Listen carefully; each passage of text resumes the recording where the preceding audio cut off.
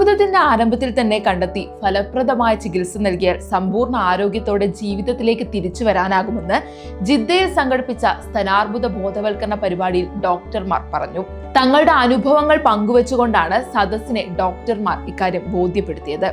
Bharat recreation club, Jeddah Kerala പൗരാവലിയുടെയും Abeer medical ഗ്രൂപ്പിന്റെയും സഹകരണത്തോടെ സംഘടിപ്പിച്ച സ്തനാർബുദ ബോധവൽക്കരണ ക്ലാസ് സ്ത്രീകളുടെ വൻ പങ്കാളിത്തം കൊണ്ട് ശ്രദ്ധേയമായി.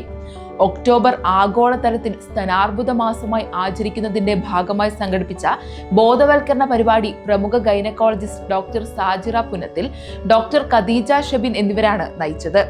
സ്തനാർബുദം നേരത്തെ കണ്ടെത്തി ഫലപ്രദമായി ചികിത്സിക്കാൻ ആധുനിക വൈദ്യശാസ്ത്രത്തിൽ മാർഗങ്ങളുണ്ടെന്നും ഇത് ഉപയോഗപ്പെടുത്തണമെന്നും ഡോക്ടർ സാജിറ ഓർമ്മപ്പെടുത്തി. വിവിധ പരിശോധനാ സമ്പ്രദായങ്ങളെക്കുറിച്ചും ഓരോ ഘട്ടങ്ങളിലുമുള്ള ചികിത്സയെക്കുറിച്ചും ഡോക്ടർ വിശദമായി സംസാരിച്ചു.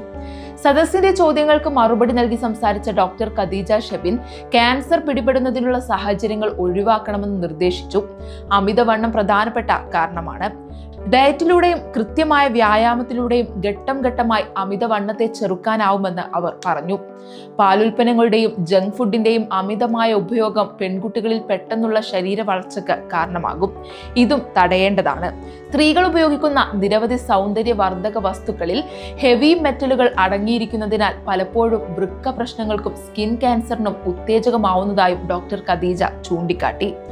ഷറഫിയ അബീർ ഓഡിറ്റോറിയത്തിൽ സംഘടിപ്പിച്ച പരിപാടിയിൽ സോഫിയ സുനിൽ സ്തനാർബുദത്തെ സംബന്ധിച്ച ആമുഖം നൽകി വീഡിയോ പ്രദർശിപ്പിച്ചു. BRC കോർഡിനേറ്റർ ഫസ്ന സുബൈർ പരിപാടി നിയന്ത്രിച്ചു.